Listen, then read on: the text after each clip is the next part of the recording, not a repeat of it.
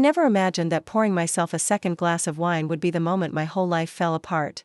I was standing just around the corner from the living room when I heard Derek's voice.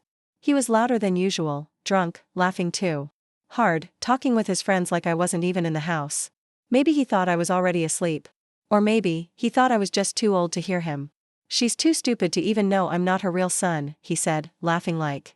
It was the funniest joke in the world. I've been draining her bank accounts for years. They all laughed, big, mean laughs. The kind that makes you feel tiny, like you're being mocked on stage but didn't know you were even part of the show. I didn't cry.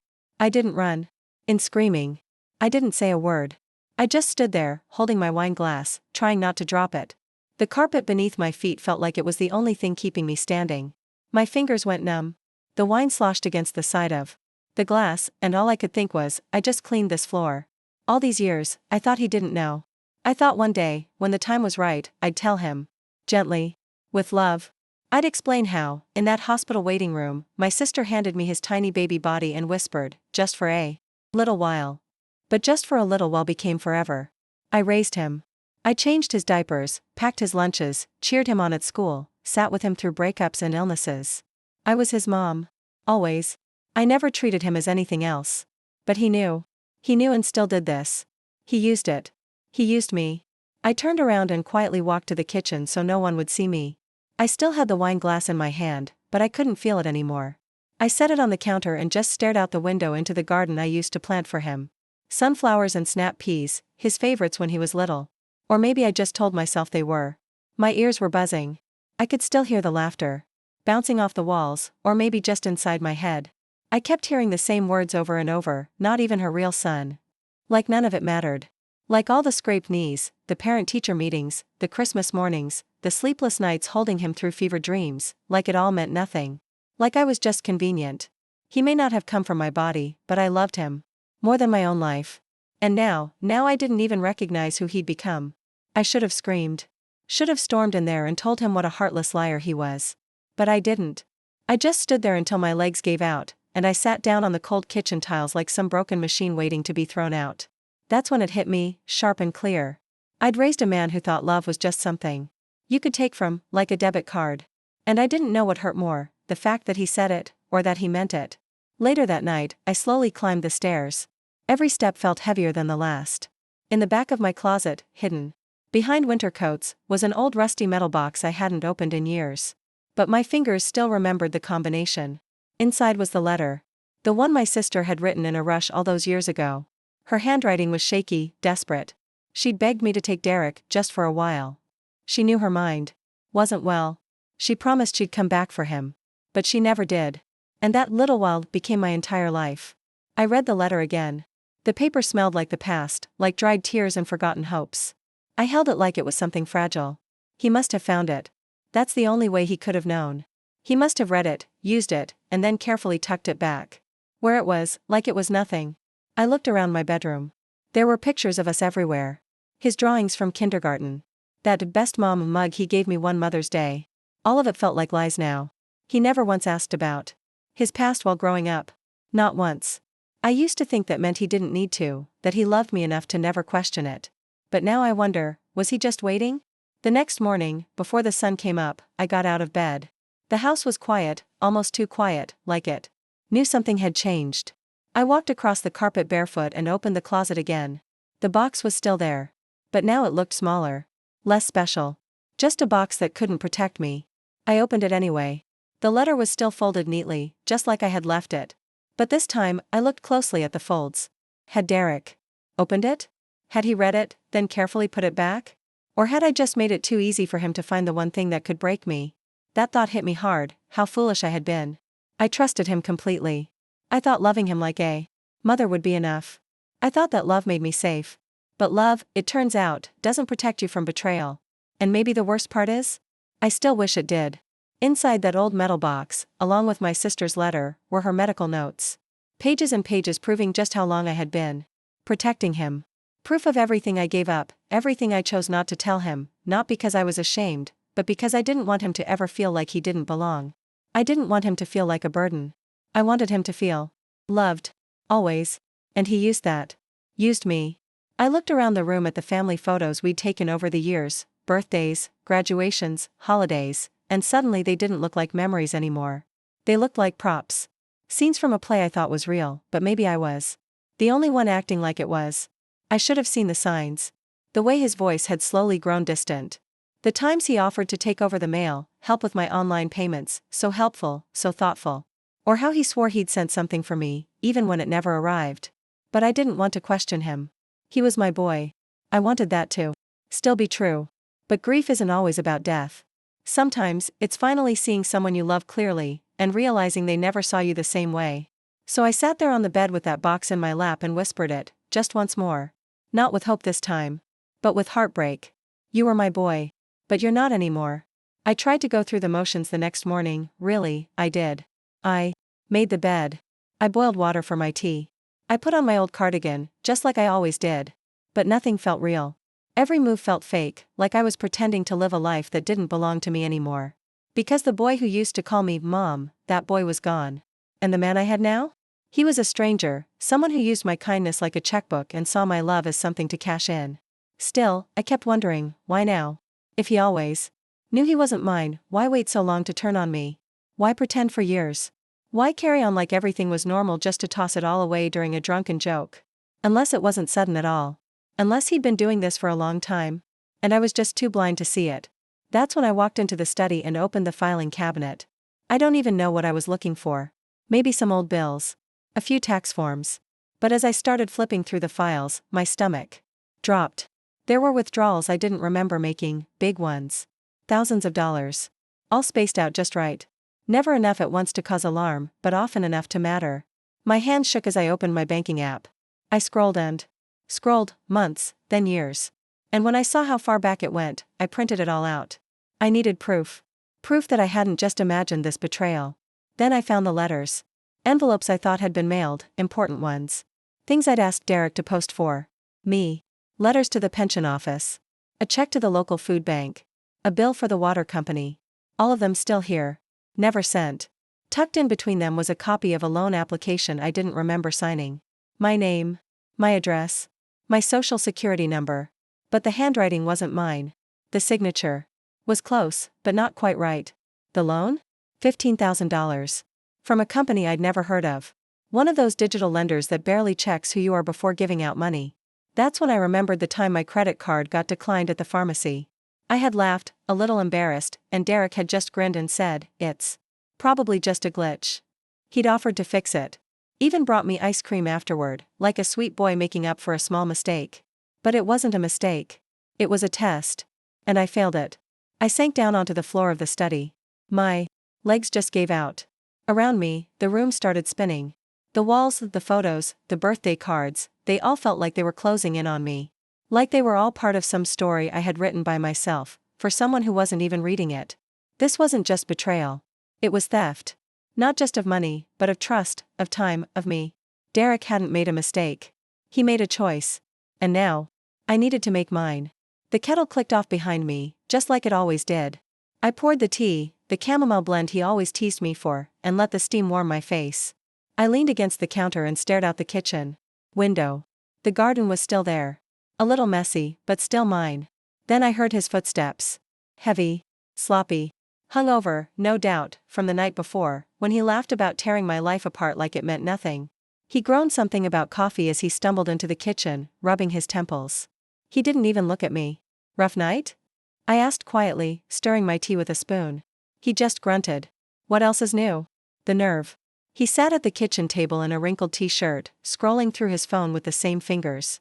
He used to forge my name. And I just stood there. Smiling, soft, calm. I even offered him a slice of toast. He didn't know. He thought I was still asleep. Not just last night. But for years. But Derek, he still thought I was the same woman. The one who believed every excuse he made, every delay, every soft lie that slid off his tongue like butter.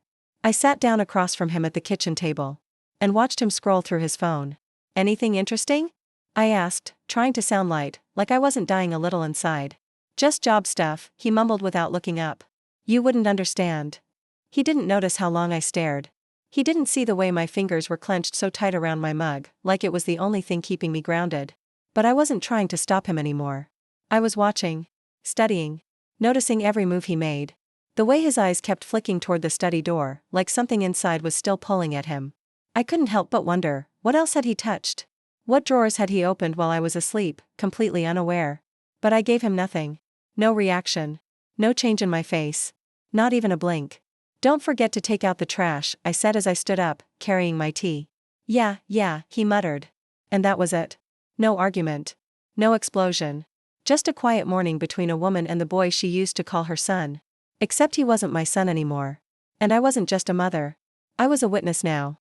A strategist. As soon as he left the kitchen to shower, I waited until I heard the water running. Then I went straight to the study. I didn't even hesitate. The desk drawer was open, just a little, barely half an inch. But enough. One of the files had been pulled forward. And the corner of the rug near the cabinet was slightly off. He'd been in here. Again. I got on my knees and reached beneath the cabinet. I felt for the envelope I'd hidden there years ago. It held an old family photo, a reminder of what love used to feel like. It was still there, untouched. But something in me wasn't. He wasn't even trying to hide it anymore. He was getting careless. Cocky. That meant I had to start hiding too. But not my sadness. Not my fear. My plan. So I moved through the house just like always. Dusting. Folding laundry. Checking the mail. Smiling when he looked my way. But inside? I was watching everything. Memorizing every drawer, every folder, every time he offered to take care of it for me. He didn't say thank you anymore. He didn't pretend to be kind. Somewhere along the way, he had stopped seeing me as a person. I was just furniture to him now. Something still, something useful, something quiet.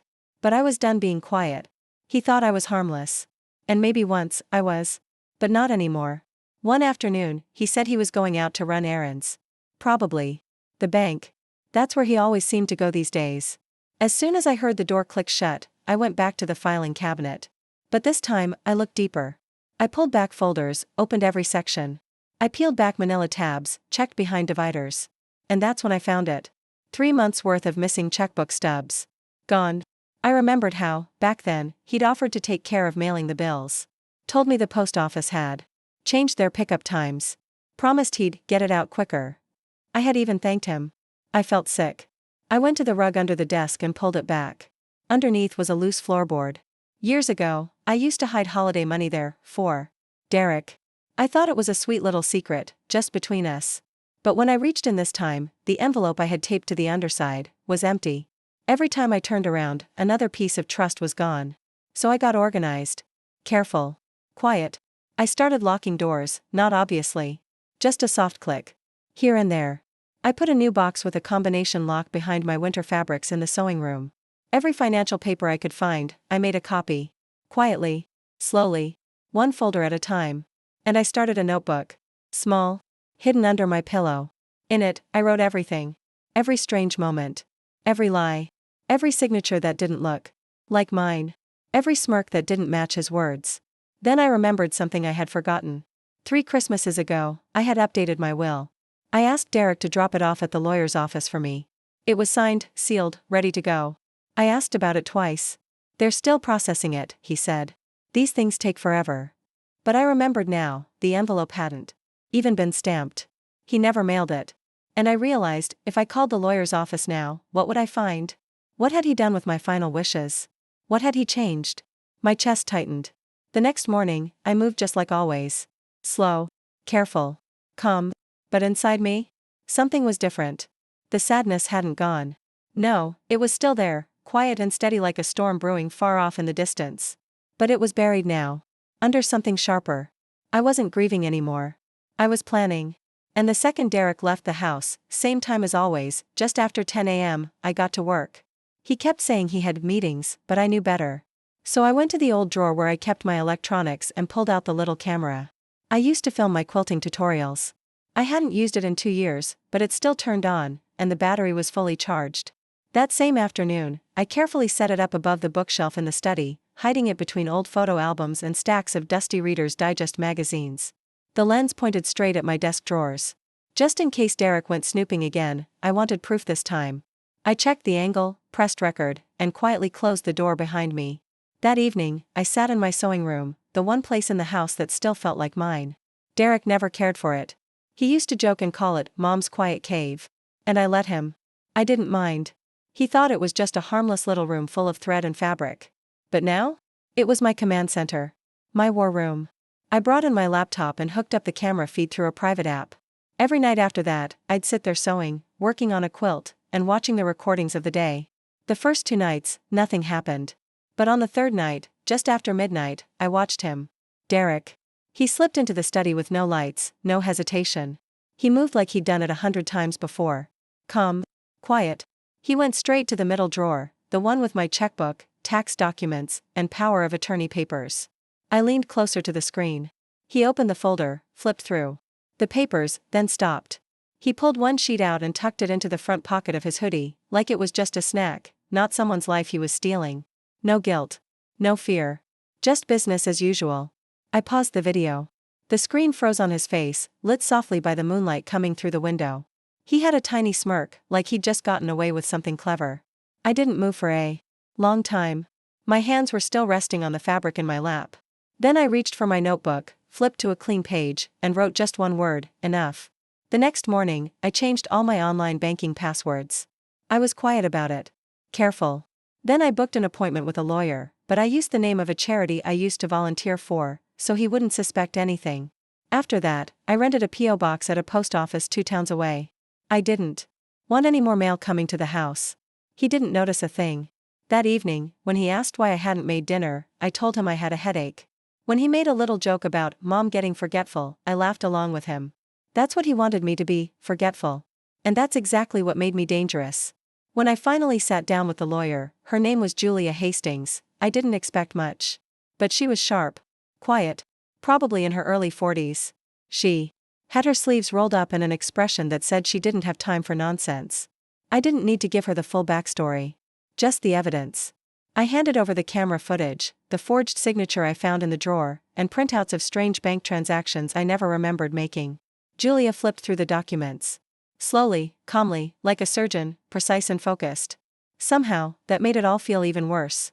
When she finally looked up at me, she spoke gently, like someone delivering bad news without the fluff. "This isn't just identity theft," she said. "This is long-term financial abuse." I felt my throat tighten. But I didn't cry. I'd already cried too much. I was past that. She slid the folder closer and pointed. "These signatures? They're not yours. And based on what I'm seeing, withdrawals, forged loans, missing funds, we're looking at over $50,000 taken from your accounts. Slowly. Over 5 years. 50,000. It didn't even feel real. But there it was, black and white on the page. Loans I never signed up for. Credit cards I never opened. Even an online loan company I'd never heard of had my name and details listed. $12,000 borrowed. Defaulted, still growing with interest. And he used my birth date. My phone number. My home address. Julia leaned in slightly. "We can report this today, to your bank, the police fraud division. I also recommend cutting off any access he has to your finances. Immediately." Then she tapped the copy of my will. "And this? It needs to be rewritten. When I wasn't around, he used my love like it was just another tool. And Jenna? She played her part like it was a script. Always sweet, always smoothing over my doubts, always saying the right thing at the right time. The perfect daughter-in-law. Who just wanted the best for everyone." I swallowed hard. I couldn't even bring myself to be mad at me. When you've spent your whole life believing someone loves you without question, you don't look for lies. You don't imagine betrayal. Not easily. But love without respect? That's not love. Not really. I grabbed a yellow notepad and started writing down everything I could remember, every loan, every refinance, every time I said yes to help them out. I wasn't going to be the helpless widow anymore. If they wanted to play power games, fine. They were about to find out what it looked like when I held the reins. Willow hopped back up on the desk, curling in my lap like she was guarding me. I scratched behind her ear as I looked out the window. The sun was slipping behind the trees. "Tomorrow," I whispered, "we start making things right." The next morning, I dressed like I always did, slacks, a soft blouse, a light sweater. Nothing fancy. I looked like a woman running errands, and that's exactly what I wanted. Calm had settled into me, deep and steady. There was no more space for fear. That part was over. Before I left the house, I leaned down and patted Willow gently on the head. "Hold down the fort," I told her. She blinked at me slowly, like she understood exactly what I meant. The drive downtown was quiet. The streets were familiar ones. I'd driven for years, first with Robert, then by myself. But today wasn't just another bank visit. Today, every step I took had purpose. I parked a little ways away and walked calmly toward the office of my financial advisor, Mr. Cololton. He had known Robert for years. We weren't close, but I trusted him. He was one of those quiet, steady types, polite, professional, and always paid attention. Inside, his receptionist gave me a warm smile. "Good morning, Mrs. Adams. Do you have an appointment?" "No," I said, returning the smile. "But I was hoping Mr. Cololton might have a minute. It's a private matter." "Let me check," she said, and within moments, I was being shown to his office. He stood as I entered. "Martha, of course. Please, sit." The door shut softly behind me. For a moment, I just sat there, collecting my breath. "I need to go over my accounts," I said. My voice was steady, my hands folded neatly in my lap. All of them. Every joint account. Every signature. Every authorization connected to my name. His eyebrows rose slightly, but he stayed calm. "Is something wrong?" "I'm not sure yet," I replied. "That's why I need your help." He nodded, understanding that something serious was going on. For the next hour, we went through everything, line by line. Slowly, the truth began to show itself. Greg had submitted power of attorney papers. He'd signed off on investment decisions, taken out loans with my name attached, moved money around freely. Mr. Cololton looked troubled. "He has access to a lot of your assets," he said gently. "Some of these accounts are risky, Martha." I didn't realize how far this had gone. "Neither did I said, calm but firm. "And I want it stopped." He sat up straighter. His voice changed, more focused now. "We can begin the revocation process. You'll need to officially cancel his power of attorney and freeze the joint accounts so he can't make any more changes." "Do it. Are you sure?" I looked him straight in the eye. "I've never been more sure." He nodded. "Then we'll also need a lawyer for the filings, and you'll have to visit the banks in person to secure the freezes." "I've already planned for that," I said. We spent the next half hour gathering the necessary forms. I signed the first round of revocation orders. And as I did, I felt something wash over me, not fear. Something stronger. This was power. Before I left, I asked one more question. If his investments go bad, how much could I lose? Legally? Mr. Cololton let out a long breath. "Quite a bit. You're listed as the primary guarantor on several credit lines. But if we move quickly, freeze the accounts, document your objections, we can build a legal defense if it comes to that." "Then let's act," I said, standing and shaking his hand firmly. As I walked back to my car, the afternoon sun reflected off the glass buildings downtown. Everything looked the same, cars driving by, people chatting on sidewalks, birds in the trees. But I was different now. I wasn't asleep anymore. My world had shifted. And I realized something: being quiet doesn't mean being weak. Not anymore. That evening, as the sky turned dark and the house fell into its usual peaceful silence, my phone buzzed on the kitchen counter. Greg's name lit up the screen. I just stared at it for a second. He never called at night unless he wanted something. I picked it up and kept my voice light. "Hi, sweetheart." "Hey, Mom," he said, cheerful, too cheerful. It was that voice he used when he was trying to charm me, like he used to as a kid when he wanted something big. "Just calling to check in. How are you doing?" "I'm fine," I said. "How's the baby?" "Oh, he's great. Such a handful lately," he laughed, sounding casual, like this was just a sweet little check-in call. But I knew better. I could hear the tension under his words. Like always, he was testing the waters. After a few minutes of empty chit-chat, he got to the point. "Actually, Mom, there's something I wanted to talk to you about." "Here it comes," I thought, smiling to myself. "Of course," I said calmly. "What is it?" He cleared his throat. "That nervous little habit he's had since he was a teenager. He only did it when he was lying. Well, there's this opportunity. It's really promising. Kind of a once-in-a-lifetime thing, honestly." "Is that so?" I asked gently. "Tell me more." "You remember that business I mentioned? Well, they're speeding things up. Big investment phase coming up. But I need some liquidity. Just short term, of course. Temporary. Barely even a favor." I stayed quiet, letting the silence do the work. I just thought, since we're already kind of partnered on paper, it'd be easy to move some money around. Nothing risky. It's all secure. I wouldn't even ask if it wasn't so important, for Jenna, for the baby. There it was. The baby. He always knew how to hit that button. I closed my eyes for a moment and took a slow breath. My voice stayed soft. "I see. And you're sure it's safe?" "Completely. Just to lock in the final piece." A small smile crept onto my lips, not that he could see it. Well, sweetheart, I'm sure we can talk about it. Why don't we meet in person? I prefer to go over things face to face. Helps me feel more at ease. There was a pause. I could almost hear his brain racing, trying to figure out if something was off. Sure, he said a little too quickly. Absolutely. Great idea. Tomorrow work? Tomorrow's perfect. Let's meet somewhere public though. I added. Easier to hear you clearly. You know how noisy the house gets with the baby. He laughed nervously. Whatever works best for you. As we ended the call, I could hear the relief in his voice. He still thought he had me. Thought I was soft, trusting, gullible. But I wasn't that mom anymore. I placed my phone face down on the counter and let out a long breath. The house felt heavy, but not in a scary way. More like it was holding me steady. He still thinks I'm asleep, I thought. Good. I turned off the kitchen light, leaving only the soft lamp glowing in the living room. The documents were locked away. The account freezes were in progress. Everything was in motion. Tomorrow, I'd let him talk, just like always. I'd let him spin his little web. But this time, I'd be the one holding the scissors. The next morning, I got to the cafe 20 minutes early. It was one of those trendy spots Jenna always called rustic chic. Exposed brick, soft lights, mismatched chairs that were way too intentional to be random. I picked a table in the corner near the window, my back to the wall so I could see the whole room. Control. The waitress brought me tea, and I thanked her with a nod. I watched the door as the minutes ticked by. Greg arrived right on time, which only happened when he needed something. He spotted me quickly and walked over with a wide grin, like this was just a sweet little coffee date between mother and son. Mom, he said warmly, leaning in to kiss my cheek. You look great. Thank you, sweetheart. You're looking sharp yourself. We sat down. He ordered his usual coffee. Then came the warm-up, light jokes, casual conversation, trying to set the stage. He was good at this part.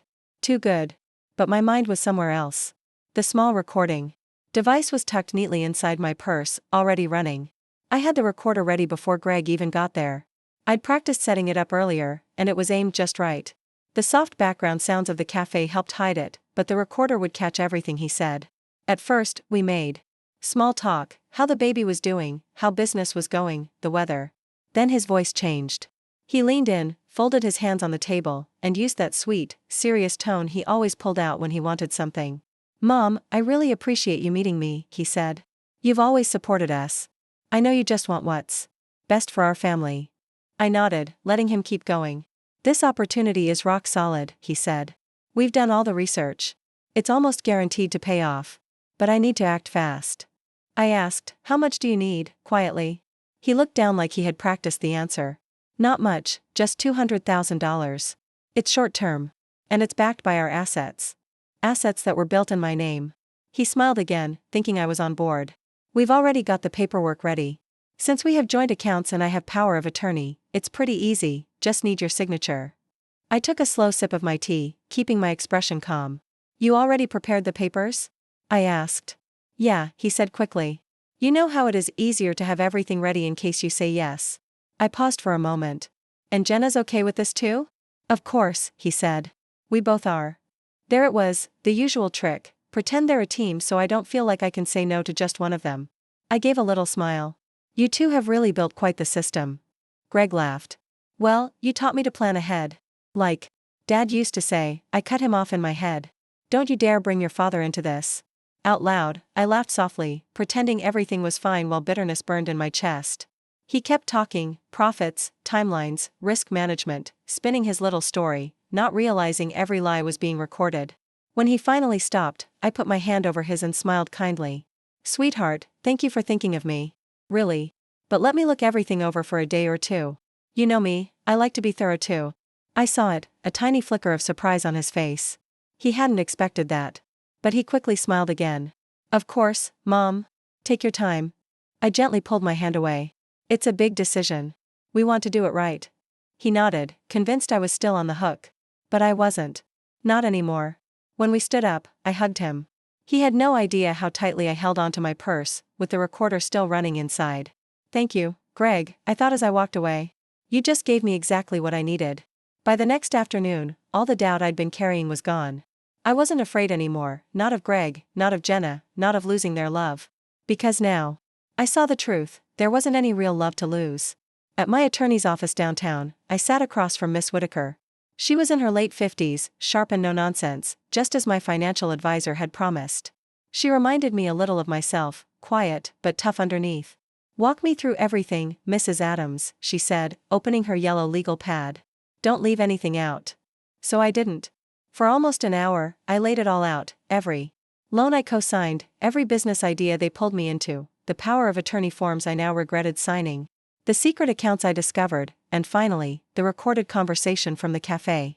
She listened carefully, her eyebrows tightening with each lie. When I finished, she leaned back, tapping her pen on the desk. "They've left quite the trail," she said. "It's more than enough to take serious action." I asked, calmly, "Will I lose everything?" She shook her head. "Not if we act quickly. You have more power here than you think." Then she laid out the next steps, one by one, making sure I understood. We'd revoke the power of attorney right away and have it notarized. Legal notices would go out to every bank involved. Joint accounts would be frozen and reviewed. She would also file a formal letter stating I was a victim of financial abuse. And just like that, I felt something I hadn't felt in a long time: hope. "You might face some backlash," Miss Whitaker warned. "Emotional pressure, guilt trips, threats, they may say you're tearing the family apart. Be ready for that." I looked her in the eyes and nodded. I've been getting ready for that my whole life, without even realizing it. She gave a small smile, and I saw a flicker of respect behind her glasses. "Good," she said. "Then let's begin." By the time I got home, she had already filed the first round of legal notices online and promised to follow up with every contact herself. That evening, I sat at my desk and opened the small fireproof safe where I kept all the important stuff: Robert's will, my pension papers, insurance, and now, my updated estate plans. I pulled out my old will. Greg's name was written on every line, over and over again. He was set to get everything. My chest tightened as I looked at it. I'd thought I was protecting him by leaving him everything, trying to make things easier for him someday. But in reality, all I'd done was hand him control of my life, before I was even gone. Not anymore. I picked up a black pen and, with a steady hand, crossed out his name. Slowly. Deliberately. When I finished, I slid the old will back into the safe, but not before writing "superseded," for record only, across the front. The official version would be signed next week, but this moment right here? It was the one that really mattered. I had taken my life back. My house, my name, my choices, everything I had built was mine again. And one day, when I was no longer here, it would go to someone who truly understood what it meant to love without trying to take. Because love without respect? That's not love. That's stealing. I looked out the front window. The porch light glowed in the early evening. I used to leave it on, hoping Greg might stop by. Now, it was just a light, steady, simple, no longer tied to hope. Just there. The next morning, I was already up before the sun rose. I've always been an early riser, Robert used to joke that. I was part bird, part robot, always up before the robins. But today wasn't about habit. Today was about action. I called the mortgage office first. A kind woman named Sandra answered. I kept my voice warm and polite, just a sweet older lady checking her files. Sandra confirmed that the mortgage had been paid off just last month, and yes, the title showed both Greg and me as owners. "Wonderful," I said, smiling into the phone. "And just to be clear, no changes can happen, like selling or refinancing, without my signature, right?" "That's correct," she said. "Perfect," I replied sweetly. "I'd like to quietly explore options for selling or moving the loan, for estate planning reasons." Sandra paused but kept it professional. "We can help with that. I'll mark your file and connect you with a senior manager." I hung up and let out a slow breath. One more piece in place. Greg and Jenna thought paying off the mortgage gave them full control. But legally, that house still belonged to me. Completely. They hadn't counted on me digging back into that. Now I was taking steps they'd never see coming. Later that day, I went to the bank in person. No emails. No phone calls. I wanted this done quietly. Less chance they'd catch wind of it. I met with a young branch manager named Jeremy, who, thankfully, treated me with patience and respect. I slid my ID across the desk. "I'd like to close the joint credit lines," I said. "Freeze them immediately. No more charges. And please, don't notify the other users until everything is finalized." Jeremy raised an eyebrow but nodded. "That's your right as the primary account holder. Are you expecting any trouble, Mrs. Adams?" I gave a calm smile. "Maybe. That's why I want this locked down before anyone else catches on." He lowered his voice. "We'll take care of it." Piece by piece, the puzzle was shifting. Quietly but surely, I was building a wall of protection around my life. By the time I got home that evening, everything was already in motion: the mortgage was being reviewed for sale, the credit lines were frozen, and I was finally, steering the ship again. With the legal paperwork moving through Miss Whitaker's office and my new estate documents scheduled to be signed soon, things were quietly falling into place. Greg and Jenna still floated along, totally unaware, thinking everything was fine, like they were standing on solid ice. But the cracks had already spread underneath them. That night, I sat at my kitchen table with my second cup of tea, my notebook open in front of me. I added to my checklist with a small, satisfied smile: heavy checkmark mortgage flagged for transfer, heavy checkmark joint credit lines frozen, heavy checkmark power of attorney revoked, heavy checkmark estate restructuring in progress. This wasn't about getting revenge. It was about taking back control. For the first time in a long while, I felt like the person steering my own life again. Willow, my cat, jumped onto the table and curled up next to my notebook, her soft gray fur rising and falling with each calm breath. Her peaceful presence matched mine. This house didn't feel like a prison anymore. It felt like home again, my home. Let them enjoy their last few weeks of pretending everything was fine, I thought. They won't even see the storm coming until it's already hit. I reached over and gently scratched behind Willow's ear. Almost done, sweetheart, I whispered. Almost done. 2 weeks later, the first crack finally reached them. It was a Thursday night. I didn't need to be there, I had already pictured it perfectly in my mind. Greg and Jenna were probably out celebrating some new business win, a new investor, a new deal, whatever lie he was telling now. They ordered wine, maybe laughed over dinner, and Jenna probably looked across the table thinking everything was going their way. Then the waiter brought the check. The first card didn't go through. Greg probably chuckled and told him to try again, probably blamed the bank. But then the second card declined too. Panic doesn't always come loud. Sometimes it shows up in tight jaws and tense glances between people who suddenly realize something is very, very wrong. That same night, a thick envelope showed up in Greg's mailbox. Inside? A formal notice from the mortgage company. The servicing had been transferred. Ownership conditions had changed. A financial review was now required. In plain terms, your safety net is gone. The house, the one they thought was untouchable thanks to my gift, was now at risk. Not because of bad luck. Not because of some mistake. Because I pulled the one lever they never thought I'd dare touch. The next morning, my phone rang. Greg's name lit up the screen. I let it ring. I didn't want to hear his panicked voice or his carefully planned excuses. I didn't want to hear Jenna in the background, scrambling to stay calm. I didn't know them that anymore. Instead, I sat at the same kitchen table, tea in hand, with all my documents neatly stacked in front of me. Ms. Whitaker called.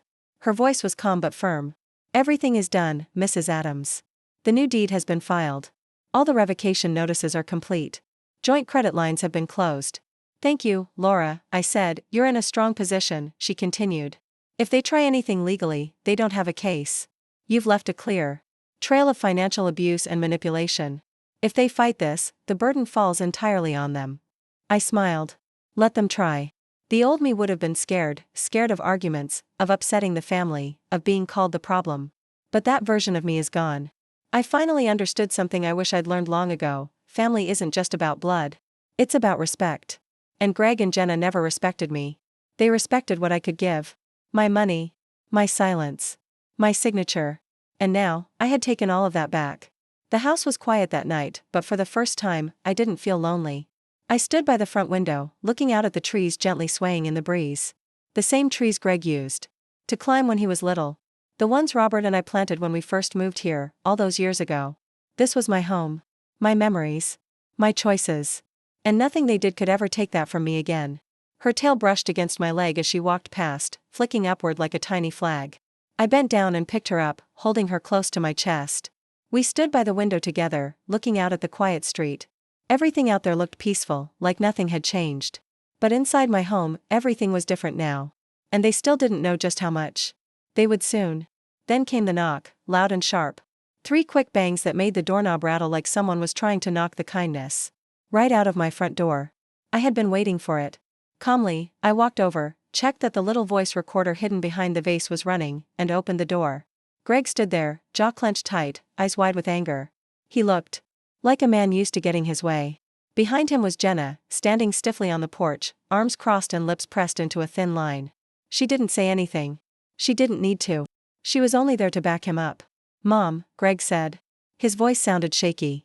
We need to talk. Of course, sweetheart, I said gently, stepping aside. Come in.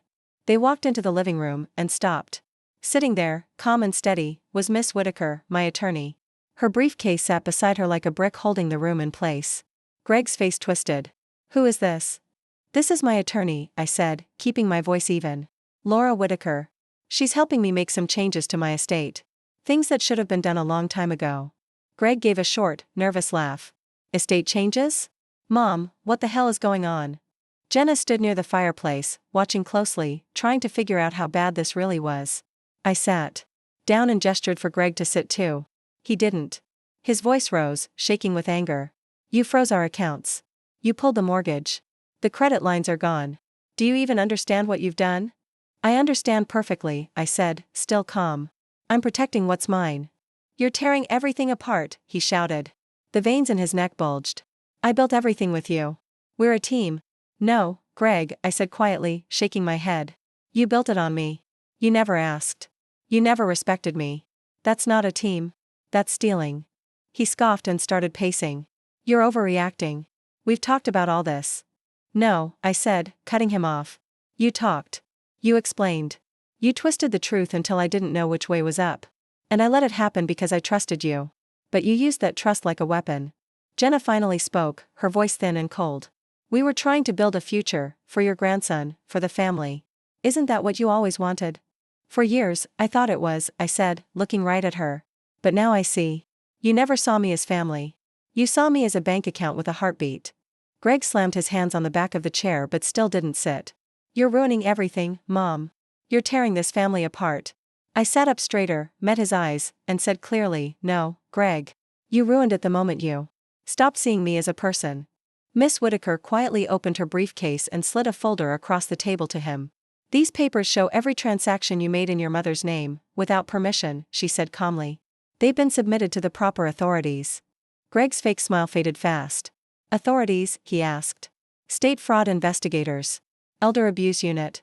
Identity misuse," she said without blinking. "This isn't just a family argument anymore." Jenna's face went pale. She reached for Greg's arm, but he yanked it away. "You're destroying your own son," he said, his voice cracking. "For what? Out of spite?" I stood slowly, letting the silence speak before I did. Then I answered, "No, Greg. For dignity." For once, he had nothing to say. Jenna whispered, "We need to leave." She tugged his sleeve, and they turned and walked out without another word. The door slammed behind them. I let out a breath I didn't even know I'd been holding. Miss Whitaker looked at me with a calm smile. "You did well." I nodded. "I feel clean," I whispered. "Not like I won. Just clean." I stayed seated for a while. The room was quiet. My hands were steady in my lap. My breathing was calm. Then Miss Whitaker opened her briefcase again and pulled out another stack of papers, this one even thicker. "There's something else they don't know yet," she said, sliding it toward me. I nodded slowly. I already knew. It was finally done. "All of it's already been filed," Miss Whitaker said, calm as ever. "Timestamped, submitted to state and federal agencies first thing this morning. Every document. Every recording. Every email you sent, it's all there. They've already started reviewing everything." I rested my fingertips lightly on the folder in front of me. I didn't even need to open it. The weight of it meant something bigger than just paperwork. It was proof. Evidence. Truth they couldn't twist. They thought today was their moment, I said quietly.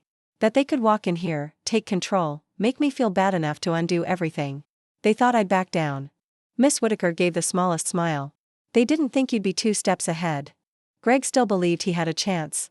That if he yelled loud enough, pushed hard enough, used enough guilt, I'd crumble. Like I used to. But this time? The game was already over before he stepped in the room. We had the audio from that cafe meeting. A full digital record of every account he touched without my permission. Copies of contracts I never actually agreed to. Voicemails. Threats. All of it backed up, sorted, and out of my hands now. "They can't reach it, can they?" I asked. "No," she said firmly. "It's protected. Even if they try to contact you again, and they will, you're fully insulated." I let those words sink in. For so long, they thought I was too soft to ever fight back. That I'd keep forgiving just because I loved them. And honestly? They weren't wrong. I was patient. I did love them. I stayed quiet. But they mistook my silence for weakness. What they never understood is that quiet women build strong walls, while others waste energy shouting at closed doors. My phone buzzed again. Greg's name lit up the screen. I didn't pick it up.